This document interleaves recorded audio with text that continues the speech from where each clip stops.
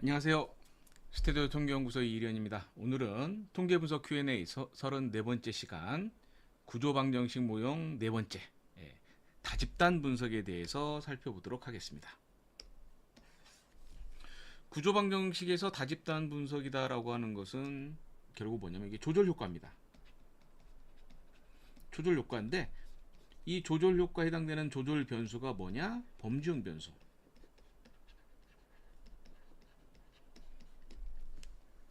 일 때 다집단 분석을 하게 됩니다. 만약에 조절 변수가 연속형 변수일 때는 회귀 분석에서 인터랙션 항 만들어서 사용하듯이 뭐 x 곱하기 m 만들어서 사용하잖아요. 이거 마찬가지 하셔야 돼요. 그런데 범주형 변수일 때는 다집단 남자 여자 이렇게 두 집단 간의 비교를 한다라고 생각하시면 되겠습니다. 내용 한번 계속 한번 볼까요? Q&A에서 다집단 분석으로 올라와 있는 질문이 있습니다. 여기서 몇 개 살펴보도록 하겠습니다. 먼저 요거 볼까요?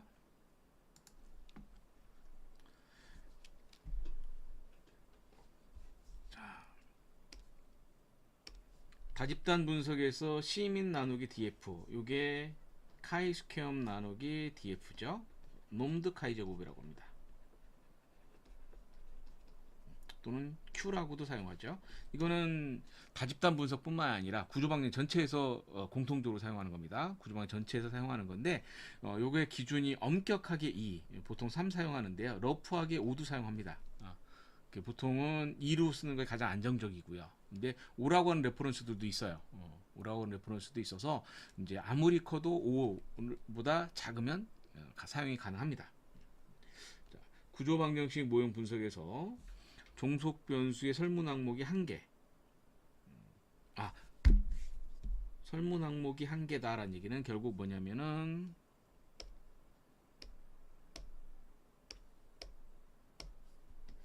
예를 들어서 이렇게 되는 거죠.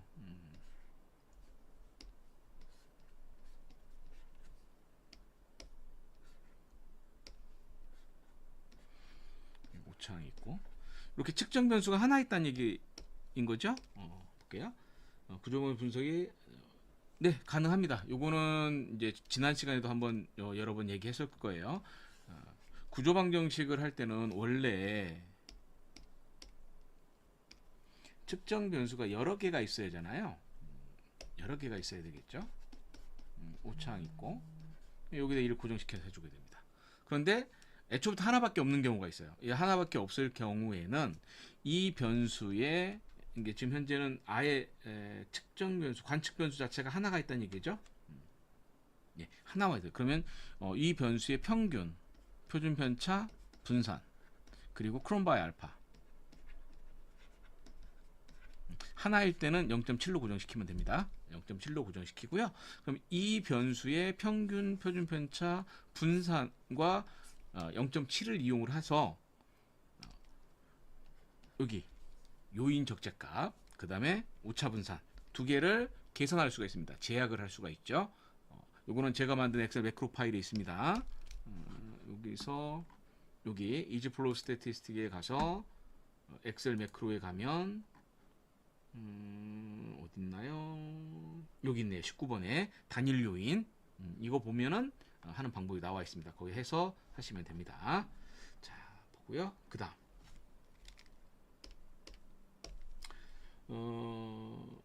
yes, no로 돼 있다. yes, no로 돼 있다는 얘기죠.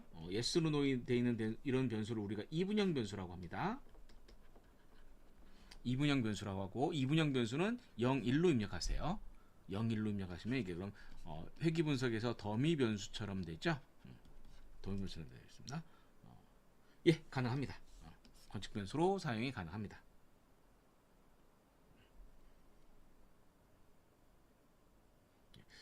분석은 요인 부합값 0.4 이하로 나온다. 예, 이거는 뭐 감안하셔야겠죠. 0.4 이하로 나오면 감안해야 되는 거고. 그리고 또 한 가지 이제 우리가 할 수 있는 것 중에 뭐가 있냐면, 아니요, 이제 요 정도만 하죠. 여기까지. 여기 하겠습니다. 네. 그 다음, 다집단 변수의 팬텀 변수. 예.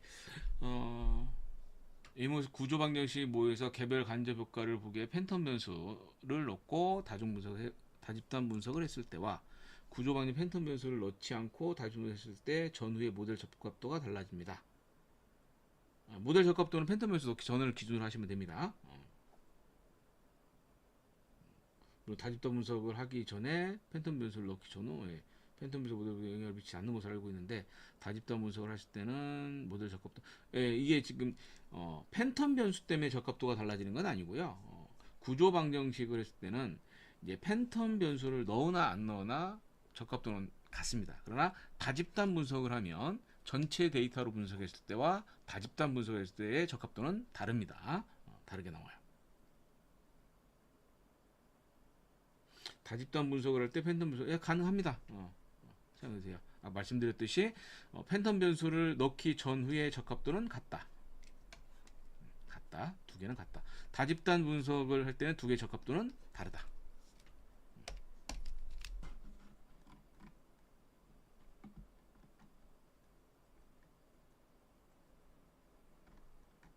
여기서 나머지 하고요. 그다음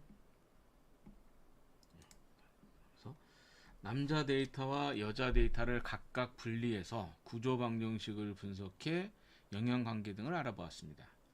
기본적으로 다집단 분석 검증하는 것이 더 신뢰성 있다고 보는데 이론적으로 타당한 연구 문제 및 가설이 뒷받침이 되는 위와 같은 성별을 다집단 분석을 하기 위해서는 일단 우리가 모형을 이런 모형이 있었다 라고 생각을 해보죠.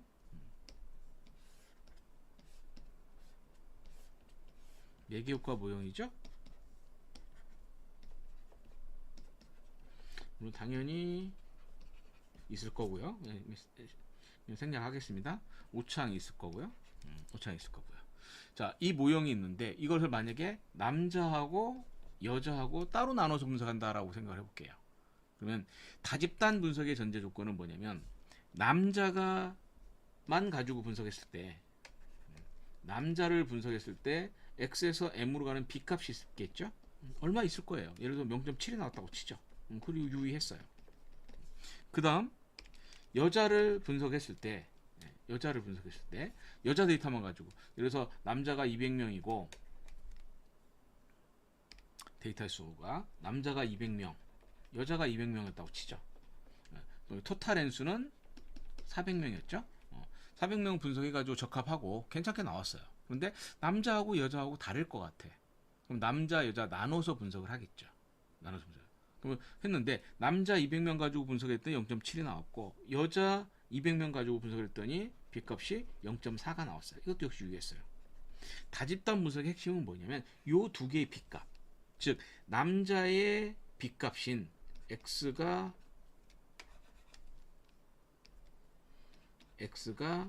M에 미치는 영향에서 남자의 B값과 여자의 B값이 있겠죠. 0.7과 0.4가 나왔어요. 그러면 요 둘 사이에 요것이 차이가 있느냐의 B값을 보겠다라고 하는 거. 이게 다집단 분석의 핵심이에요. 다집단 분석의 핵심이에요. 그래서 성별이 독립변수가 매개변수에 미치는 영향을 성별이 조절하느냐, 성별에 따라서 이 경로의 B값이 서로 다르냐를 보는 게 다집단 분석의 핵심인 거예요. 근데 이 다집단 분석을 하기 위해서는 전제 조건이 있죠. 전제 조건. 첫 번째, 형태 동일성. 형태 동일성이라고 하는 것은 뭐냐면 남자의 모형과 여자의 모형이 어떻게 이렇게 똑같은 경로를 설정했다는 얘기예요. 만약에 남자는 이렇게 설정하고 경로가 없는 거죠. 여자는 이 경로가 있고 그러면 서로 두 개의 경로가 다르잖아요. 형태가 다르죠. 그럼 안 된다는 얘기예요. 형태 동일성이에요. 두 번째, 측정 동일성이에요. 측정 동일성. 측정 동일성이라는 건 뭐냐면 남자에서 측정한 요걸 생각해 볼게요. 각각 잠재 변수 4개 다 각각이 있을 건데요. 일단 하나만 생각해 볼게요. 그러면 요 하나에서 요 측정했을 때 당연히 3개 변수가 측정 변수 3개 남자나 동일하게 있겠죠. 이건 형태 동일성이에요. 그런데 뭐 여기 요가 여기 B값이 있을 거 아니에요. 남자가 했을 때 여기 대해서 예를 들어 0.6, 0.7, 0.8이 나왔어요. 그러면 여자도 이론적으로는 얼마가 나와야 하냐? 0.6, 0.7, 0.8이 나와야 되는 거예요. 이론적으로는. 근데 똑같진 않겠죠. 실제로 분석하면. 근데 예를 들어서 여기 0.62가 나오고 0.68이 나오고 0.8이 이렇게 나올 수 있을 거예요. 실제로 해보면. 근데 통계적으로 얘가 차이가 없다면 그럼 뭐냐? 측정 변수, 잠재 변수에 있는 측정 변수가 동일하다라고 얘기하는 거예요. 이게 측정 동일성이에요. 그래서 형태 동일성은 다집단 분석은 무조건 있습니다. 왜? 모형을 동일하게 그렸으니까. 핵심적인 사항은 뭐냐? 측정 동일성이에요. 측정 동일성이 있어야 돼요. 그러면 세 번째 무엇을 보느냐? 구조 동일성이라는 걸 보죠. 구조 동일성이라는 것은 뭐냐? 바로 이 경로 여기 B값. 아까 남자가 0.7, 여자가 0.4가 나왔다고 했었죠? 여기 B값. 그럼 요 두 개 구조 계수. 그러면 여기는 뭐냐면 구조 계수입니다. 우리가 일반적으로 그냥 경로 계수라고 얘기하죠. 정확히 따지면 구조 계수입니다. 이 구조 계수가 남자 여자가 같은지 다른지를 보겠다는 얘기예요. 이 부분이 다집단 분석이에요. 이게 조절 효과예요. 그래서 다집단 분석을 하기 위해서는 이 두 개는 있어야 돼요. 형태 동일성과 측정 동일성이 있으면 그러면 이제 이 구조 계수를 경로 계수, 회귀 계수를 같은지 다른지 비교하겠다라고 하는 것이 바로 다집단 분석입니다. 근데 만약에 분석을 했더니 측정 동일성이 없었어요. 무슨 얘기냐면 여기가 아주 다르게 나왔다고 생각해 보죠. 예를 들어서 0.6 나오는데 여기 0.9 나오고 0.4 나오고 0.7 나오고 이렇게. 그러면 남자 여자들 사이에 이 잠재 변수의 측정 변수는 측정 계수들 자체가 완전히 다르게 나오죠. 그럼 측정 동일성이 없어요. 측정 동일성이 없으면 다집단 분석할 수 없습니다. 다집단 분석할 수 없어요. 이럴 때 어떻게 하냐? 남자 따로 여자 따로 분석해야 돼요. 이런 경우를 뭐냐? 층화되어 있다라고 합니다. 층화되어 있다라고 하고 이런 경우에는 남자 여자와 따로 분석을 해야 됩니다. 그래서 지금 말씀하신 경우에서 어떻느냐? 형태 동일성과 구조 동일성이 있다라고 하면 다집단 분석을 해서 남자 여자를 비교하는 거고요. 형태 동일성은 있는데 측정 동일성 없다라고 하면 다집단 분석을 하지 않고 바로 어디로 가느냐? 남자 따로 여자 따로 분석한다라고 생각하시면 됩니다. 근데 보통의 우리 설문 대상자가 우리나라 사람들을 대상으로 분석을 하면 두 집단으로 나눠져서 분석을 하면 대부분의 측정 동일성은 있을 가능성이 높아요. 근데 이 측정 동일성 없을 때는 어떻게 되냐? 두 집단이 굉장히 이질적일 때, 예를 들어서 한국인과 미국인을 비교했다든가 이럴 때 어떨까요? 한국인이 생각하는 예를 들어서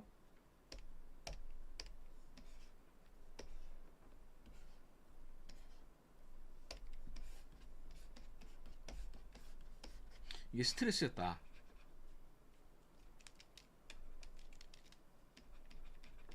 라고 생각을 했죠. 스트레스였고 여기 이렇게 뭐 문항이 있었다고 생각해요.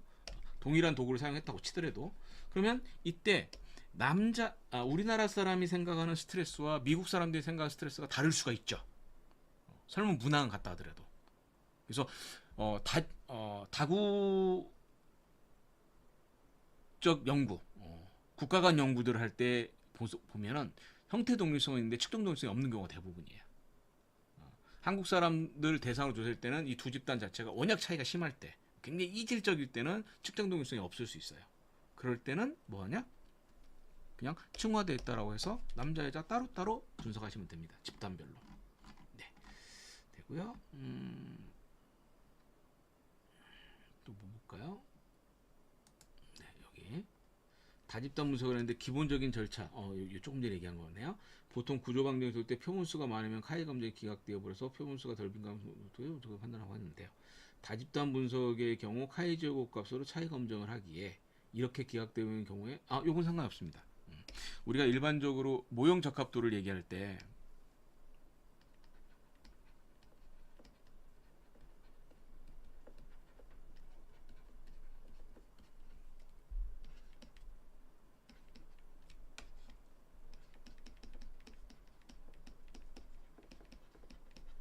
이것들을 보죠. 여기는 0.9 이상, 여기는 0.08, 가능하면 0.05, 미만 이거고요. Q는 2나 3. 러프하게 5가 얘기하죠. 그리고 이제 여기서 P-밸류, 요 P-밸류가 0.05다 커야죠. 0.05다 커야 됩니다. 그런데 이 카이저급 통계량의 문제는 뭐냐? n에 민감하게 반응하다라는 얘기예요. n에 민감하게 반응해서 n이 커질수록 P-밸류는 작아집니다. 작아져요. 그래서 보통 우리가 구조방정식에서 n의 개수가 구조방정식 전체 n수가 200 이상이 나오면 P-밸류는 웬만하면 0.05보다 작습니다. 그래서 우리가 이제 구조방정을 할 때 최소 표본수가 150이라고 하지만 실제로 추천하는 건 200. 예. 실제로 적정한 N은 300에서 400이라고 얘기하거든요. N수가. 그러면 구조방정에서 보통 200명 넘게 하니까 200명, 250명, 300명 하잖아요. 그러니까 여기 있는 P-밸류는 안 봐요. 안 봐요. 요 질문이 바로 그거여야 됩니다.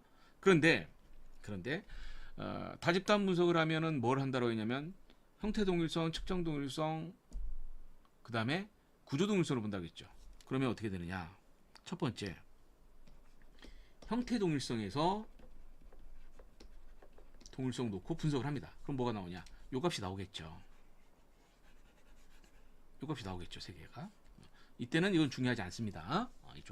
이거는 전체 모형에서 적합도 봐서 괜찮으면 상관없어요. 그 다음에 측정 동일성에서도 요 값이 나올 거예요. 세 번째, 구조 동일성에서도 요 값이 나와요. 그러면 형태 동일성과 측정 동일성을 볼 때는 요 P-밸류를 보는 것이 아니라 요 두 개의 차이, 델타 카이 스퀘어 값과 델타 DF를 봅니다. 그리고 요 두 개의 P-밸류를 보는 거예요. 그러니까 이 카이 제곱 자체의 P-밸류를 보는 것이 아니라 n이 커지면 카이 제곱 값이 커집니다. 그럼 이 값이 굉장히 커요. 그래서 P-밸류가 작아집니다. 그런데 형태 동일성에서도 카이 제곱이 있고 측정 동일성에서도 카이 제곱이 있다는 얘기예요. 그러면 애초에 두 개 값은 굉장히 크겠죠. n이 크면. 그런데 문제는 뭐냐면 여기와 요 값의 델타 값을 차이를 계산하기 때문에 이 델타 값 카이 스퀘어의 차이할 때는 n의 영향력이 보정이 됩니다. n의 영향력이 무시돼 버려요. 그래서 뭐냐? 델타 카이 스퀘어 값과 델타 DF 값, 요 차이 값. 예를 들어서 형태 동일성에서 카이 스퀘어 값이 예를 들어서 400이었고 DF가 60이었다. 여기가 380이고 30이었다. 라고 하면 이 차이가 어떻게 됩니까? 델타 카이 제곱은 20이 되죠? 요거 30이 되죠. 그럼 요거에 대한 P-밸류를 계산한다는 얘기예요. 그래서 이렇게 계산하기 때문에 요 값에서는 이미 n의 영향력이 보정이 되기 때문에 그냥 사용하시면 됩니다. 다집단분석 카이 제곱 값 차이 검정을 하기 위해서 이렇게 기각되어 있는 건 IP 분석 말씀드렸죠. 앞에서 말씀드렸어요. 카이 제곱 자체 P 값이 중요한 것이 아니라 델타 카이 스퀘어 값의 P-밸류가 중요하다. 그리고 이렇게 가는 델타 카이 스퀘어과 델타 DF의 P-밸류가 있죠. 요거는 유의하면 안 됩니다. 그럼 다집단 분석을 할 수 있어요. 그 다음 이렇게 갔을 때 델타 카이 스퀘어 값과 델타 DF하고 P-밸류가 있어요. 얘는 유의한 게 좋아요. 왜? 요 경로가 다르다라는 얘기가 되는 거니까 이게 유의한 게 좋습니다. 만약에 이게 0.05보다 크다라고 나오면 경로의 차이는 없다는 얘기죠. 그 남자나 여자나 경로 개수는 구조 개수는 동일하다는 얘기예요. 이렇게 하면 됩니다. 근데 만약에 요 값이 0.05보다 작으면 측정 동일성이 없다는 얘기예요. 그러면 얘를 못하고 뭐한다? 층화되어 있다. 남자 따로 여자 따로 각각 분석을 해줘야 된다 라고 얘기했어요. 네.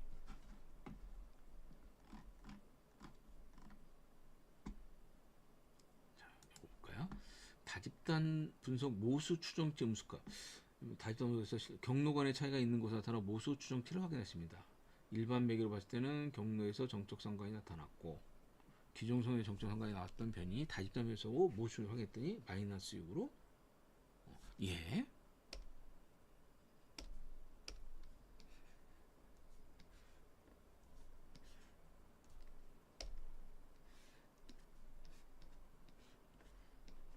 전체 집단으로 했을 때는 여기 B값이 예를 들어서 0.4가 나왔다는 얘기예요. 전체 집단으로 했을 때. 그런데 다집단 분석을 했을 때 남자와 여자로 나눠서 분석을 한 거예요. 그랬더니 예를 들어서 남자는 B값이 0.8이 나왔고 여자는 B값이 마이너스 0.6 이렇게 나왔다는 얘기죠. 예를 들어서 이렇게 나왔다는 얘기예요. 그리고 이 둘 사이에 통계적으로 유의한 차이가 있다라는 얘기가 됩니다. 조절 효과가 있으면 이렇게 나올 수 있습니다. 조절 효과가 있을 때는 조절 효과는 이렇게 나올 수가 있어요. 그러면 이 여자 집단에서 이렇게 음수가 나온 이유를 설명을 해줘야겠죠. 기존 선생님에서 나왔던 표현이 다집단 실시후 모두 저희들이 음수 나왔습니다. 요거는 해석하는 부분은 뭘로 확인하시면 되냐면 조절 효과 확인하시면 돼요. 다집단 분석은 결국 조절 효과라기 때문에 그렇게 나올 수 있습니다.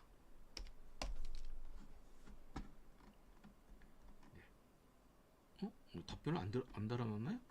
답변 안 달았네요. 이거 한번 달아볼까요?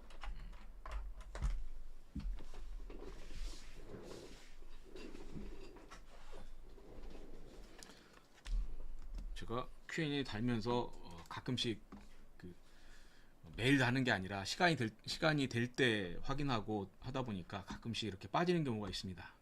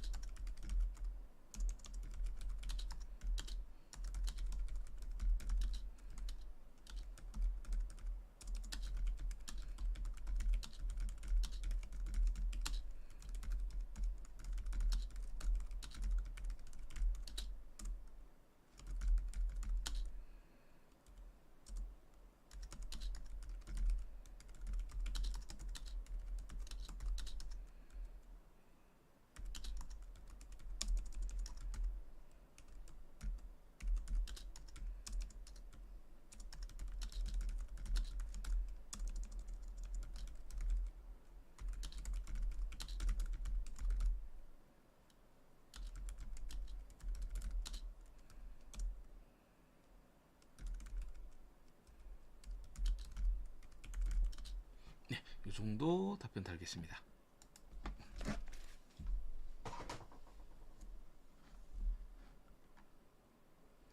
그래서 다집단 분석은 결국 조절 효과이기 때문에 조절 효과에서는 그 효과를 강화시키기도 하고 약화시키기도 하고 또는 이렇게 반대의 결과가 나올 수도 있는 경우도 존재한다. 이런 부분들을 감안하셔서 거기에 맞게 우리가 고민하고 논의를 하셔야 될 겁니다. 올라가는데 좀 오래 걸리네요. 됐습니다. 자, 그 다음 또 볼까요? 네. 다집단 분석을 통해 조절 효과를 보고 있는데 궁금한 점이 형태 능성, 측정 구조 능성을 검증했을 때 자의도 카이적의 차이로 유의한지 아닌지 판단하는데 그 옆에 나오는 유의항률은 무의한가요? 말씀드렸듯이 카이제곱 DFP에서 요 값은 의미가 없습니다. 델타 카이 스퀘어 값, 델타 DF 요 두 개에서 계산된 P 밸류를 가지고 판단합니다. 형태 동일성, 측정 동일성을 만족하여 구조 동일성의 검증 방법을 논문 상향으로 보았습니다. 어느 방법이 맞으며 경로 개수를 제약한 모델 모형과 측정 동일성을 차별적으로 그렇게 나가는 것이 맞는지요. 예. 예, 이거는 좀 차이가 좀 있습니다. 이거는 연구 모형에 따라서 좀 달라지는 건데, 예를 들어서 어떤 거냐, 이렇게 생각해 볼게요.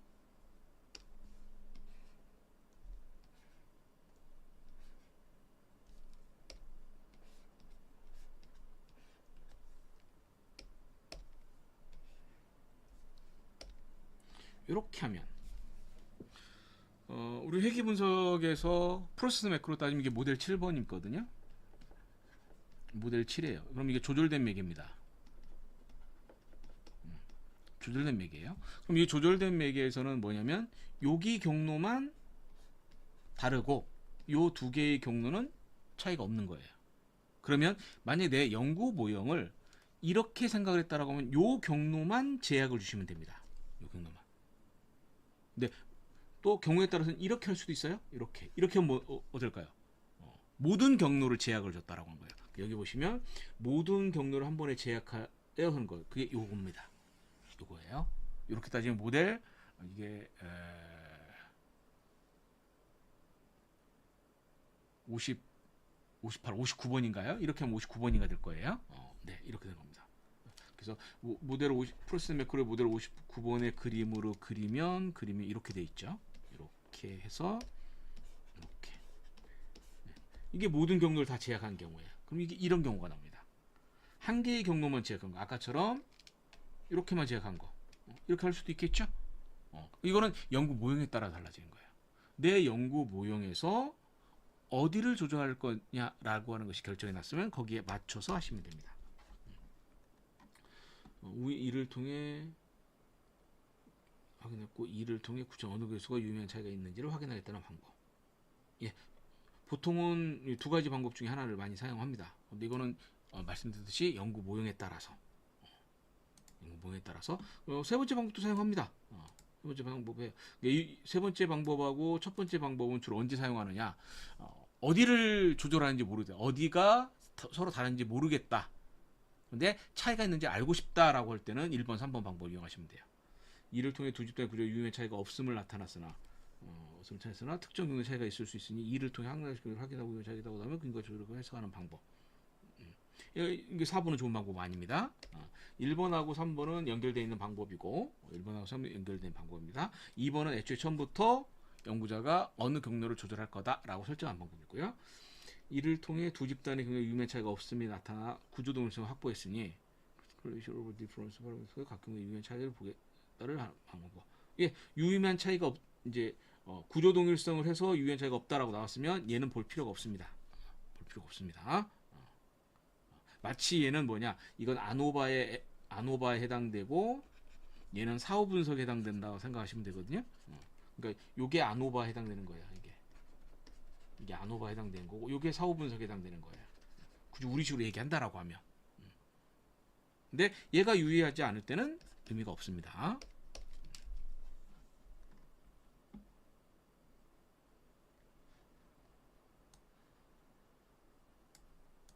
예, 요거는 1번의 방법은 할 수 있어요. 1번의 방법은 어느 경로가 유의한지 모를 때 사용하는 거고 탐색도 찾고자 할 때 쓰는 거죠. 근데 2번 방법은 그냥 하나씩 내가 하겠다는 얘기잖아요. 그건 추천하지 않습니다. 이건 추천하지 않고 연구자가 애초에 설정이 됐다라고 하면 설정되어 있는 방법을 쓰는 게 좋습니다. 네. 자, 그 다음 또 뭐 한번 볼까요? 이거 했던가?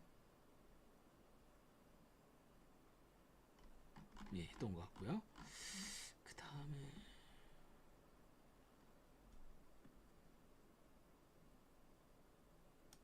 자기회귀 교차 지연무형의 다입단 분석.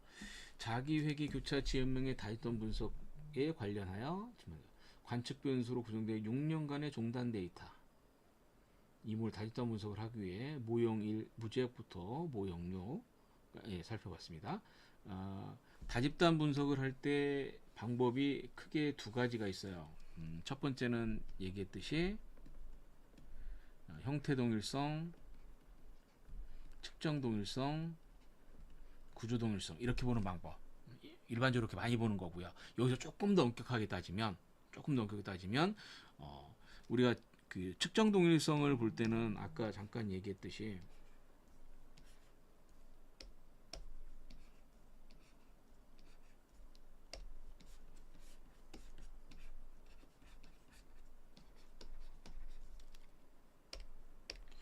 여기에 B값이 동일한다고 본다고 했었잖아요. 그죠? 근데 좀 더 엄격하게 따지면 얘들 오차 분산의 값들도 다를 수 있죠. 얘네들까지 볼 수도 있어요. 거기까지 가는 것이 이 모델 1, 2, 3, 4, 5, 6 이 얘기입니다. 이 얘기가 나와요. 그래서 가장 엄격하게 따지면 여기까지 동일하다고 나오고 마지막에 그러니까 지금 여기에 더 들어있는 거예요. 여기에 마지막에 이제 경로만 다르다고 나오는 것이 가장 이상적입니다. 근데 일반적으로 그냥 요 세 가지만 보기도 합니다. 다입단 분석이 성별 간 차이를 대응 모수치 비교 탭에서 각명 CR 값이 나오지 않아 걱정입니다. 나오지 않는다는 얘기가 무슨 얘기일까요?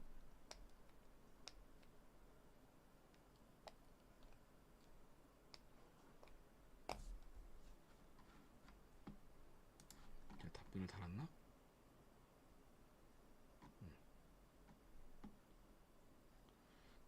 성별 간 차이를 보는 모수 대응치 비교 탭에서 옵션 설정 제대로 하면 나옵니다. 출력이 됩니다.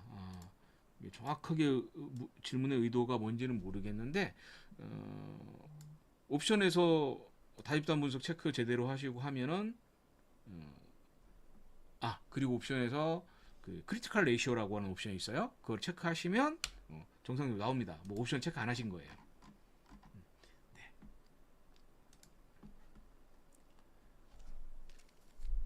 다집단 분석을 할 때 특정 변수에 영향을 줄 수 있는 변화를 통지 한차로 분석을 시행할 수 있습니까? 예, 있습니다. 예. 예를 들어서 학대 경험이 우려에 미치는 영향이 남녀 집단에 따라 다를 것이라고 가정하고 학대 경험이 우울 그러면 가장 간단하게는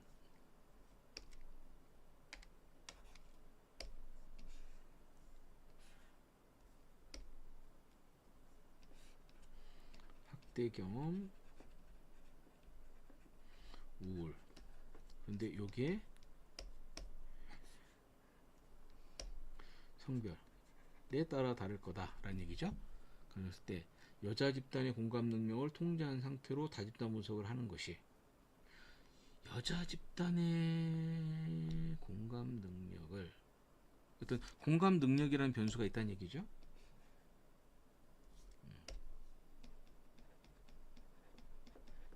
공감 능력의 변수가 있고 통제한다는 얘기는 이렇게 한다는 얘기예요.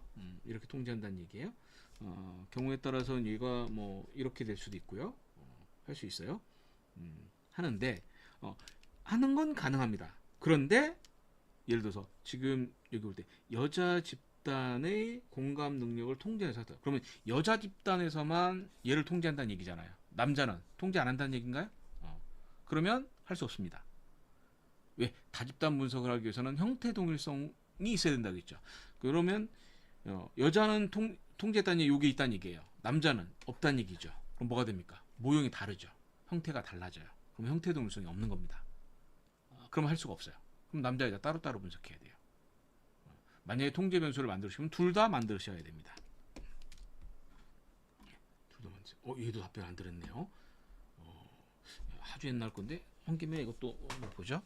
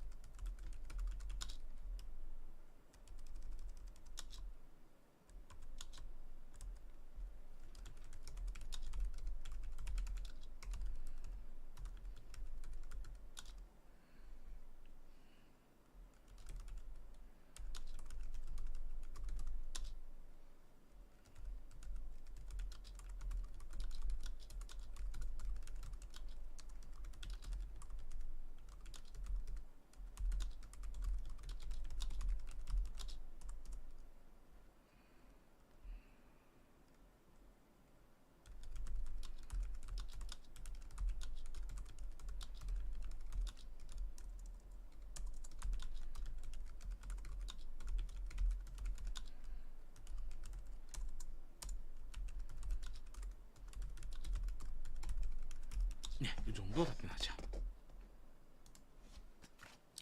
네, 이렇게 답변을 할 수 있을 것 같습니다. 이렇게 답변이 됩니다. 네, 오늘은 여기까지 하면 다집단 분석에 대한 얘기들은 질문에 대한 얘기는 거의 다 한 것 같아요. 그래서 오늘은 여기까지 해서 구조방정식 네 번째 과정 다집단 분석에 대한 얘기로 해서 통계분석 Q&A 과정을 마치도록 하겠습니다. 다음 시간에는 좀 재미난 걸 다른 걸 한번 해보려고 하고 있어요. 지금 그동안 계속 34 34주에 거쳐서 중간에 쉬는 시간 안 한 날 있고 하니까 대략 한 1년 동안 통계 분석 Q&A라는 과정을 거쳐서 이제 그 과정을 했는데요. 이번 다음 시간에는 좀 다른 거를 좀 해보려고 합니다. 그래서 요즘 제가 재밌게 보고 있는 것 중에 하나가 도구들에 대한 얘기들을 보고 있는데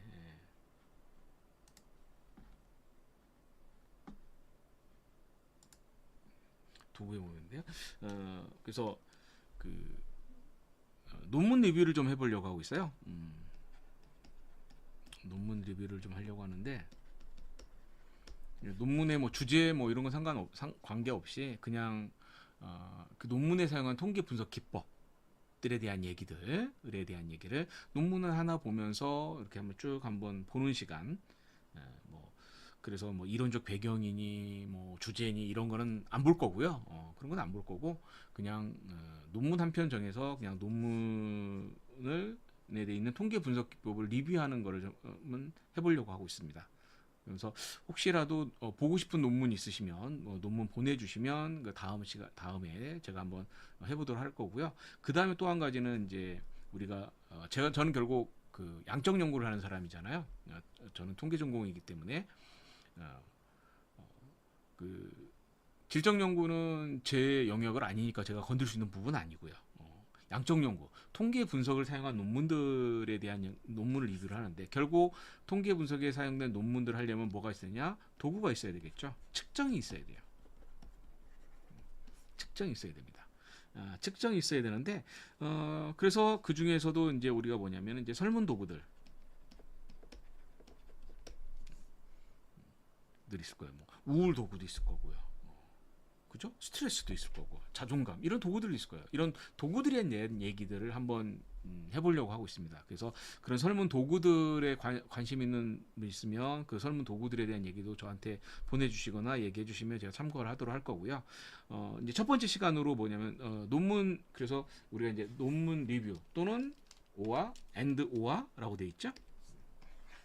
and 오와 논문 리뷰하고 설문 도구를 같이 할 수도 있고 또는 논문 리뷰만 할 수도 있고 설문 도구만 할 수도 있을 거고 하는데 일단은 그래서 첫 번째는 이제 수면에 관련된 거를 좀 하려고 합니다. 그래서 수면 도구들이 굉장히 많은 수면 도구가 있어요. 수면 도구가 있는데 얼마 전에 이제 재미난 도구를 하나 찾아서 시작은 이제 크로노타입이라고 하는 일주기 유형이라고 하는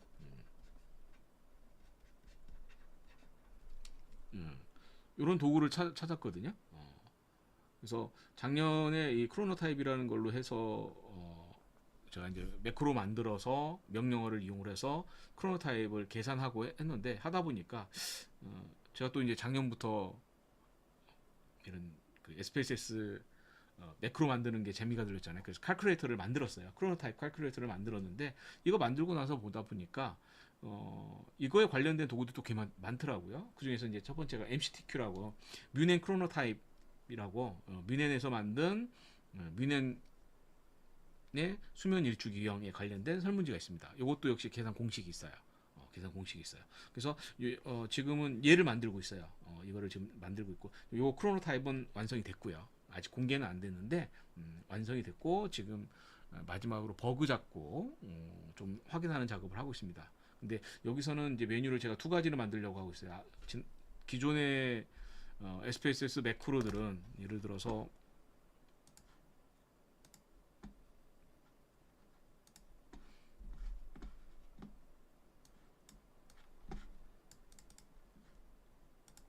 SPS 매크로들은 여기 보시면 제가 이렇게 만든 도구죠. 그동안 메타볼릭 CBLT 스코어 칼큘레이터하고 메타볼릭 칼큘레이터 힌트 8 프레이밍 리스크, EQ5D, ASCVD10 뭐 이런 도구들에 대한 얘기했는데 전부 다 메뉴가 영어로 돼 있었죠. 영어로 돼 있었어요. 지금 만들고 있는 것이 이게 슬립 듀레이션 앤드 크로노타입 칼큘레이터라고 해서 이렇게 위크데이하고 위크엔드에서 잠든 시간 뭐 이렇게 이제 각각 입력하면 나오는 건데 지금은 요거를 이제 한글하고 같이 하고 있습니다. 그래서 일단 영어 버전 만들어 놓고 완성을 해놨고요. 지금 한글 버전을 여기 만들고 있어요. 그래서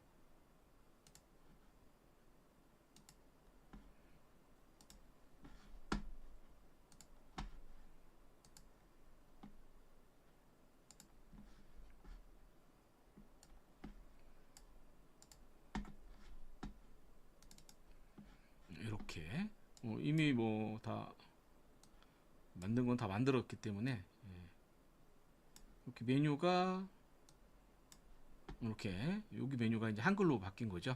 한글로 똑같습니다. 사용하는 거는 사용하는 건 똑같은데 그걸 만들고 있어서 이제 요거를 이제 곧 배포할 건데 그 다음에 이제 한 것이 이제 MCTQ라고 뮤넨 크로노타입이라는 것이 있어요.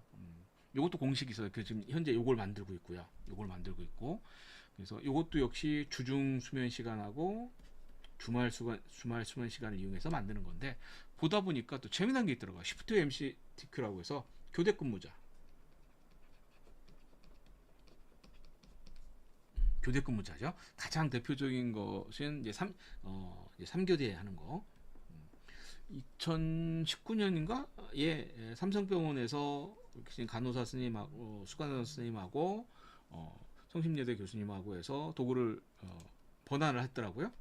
그래서 데이, 이브닝, 나이트 이렇게 3교대 하는 분들에 대해서 이게 MCTQ 수면 일주기 유형을 하는 또 수면 일주기 유형을 하는 있더라고요. 그래서 요거 만들고 나서 요걸 좀 만들려고 하고 있어요. 그래서 목표는 다음 주까지 일주일 안에 완성하는 게 목표인데 될지 안 될지 모르겠어요. 되면 이제 다음 시간에 이렇게 이 부분을 가지고 이제 하려고 하고 있습니다. 그래서 앞으로 우리 목요일 날 하는 이제 라이브에서는 이제 여러 가지 섞어서 경우에 따라서는 통계 분석 Q&A를 하고 어떤 경우에는 논문 리뷰하고 어떤 경우에는 뭐 설문 도구, 설문 척도들에 대한 얘기들 좀 해보고 또 어떤 경우에는 제가 만든 매크로 얘기도 좀 하고 또 그리고 다른 경우에는 또 다른 경우 뭐 통계학과 이제 컬로키움 같은 거 위대한 통계학자들 있죠. 뭐 피시라는 양반도 있고 뭐 이런 있죠. 통계학의 역사 뭐 이런 얘기도 좀 하고 그래서 다음 시간부터는 이제 조금 더 주제를 다양하게 해서 번갈아 가면서 하도록 하겠습니다. 오늘은 뭐 이 정도까지 설명드리고요.